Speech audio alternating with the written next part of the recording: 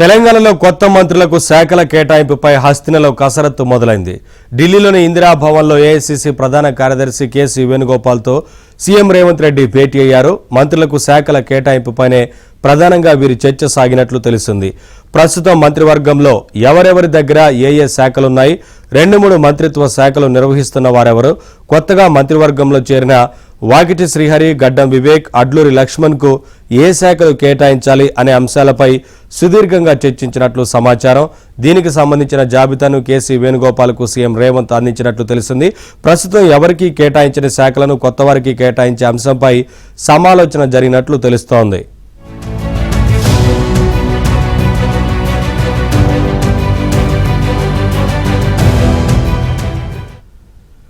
అయితే ప్రస్తుతం ఎవరికీ కేటాయించని శాఖలన్నీ ముఖ్యమంత్రి వద్దే ఉన్నాయి. అందులో ప్రధానమైనవి విద్య, పురపాలకం, హోం, గనులు, ఎస్సీ/ఎస్టీ, మైనారిటీ సంక్షేమం, వాణిజ్య పనులు, పశుసంవర్ధక శాఖ, న్యాయ, కార్మిక, క్రీడలు, యువజన శాఖ.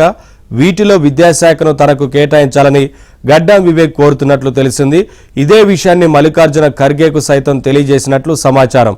అయితే వివేక్కు కార్మిక, మైనింగ్, క్రీడల శాఖ, అడ్లూరి లక్ష్మణ్కు ఎస్సీ/ఎస్టీ సంక్షేమం, వాకిటి శ్రీహరికి పశుసంవర్ధక, యువజన, న్యాయ లేదా మత్స్యశాఖ కేటాయించే అవకాశం ఉన్నట్లు జోరుగా ప్రచారం జరుగుతోంది.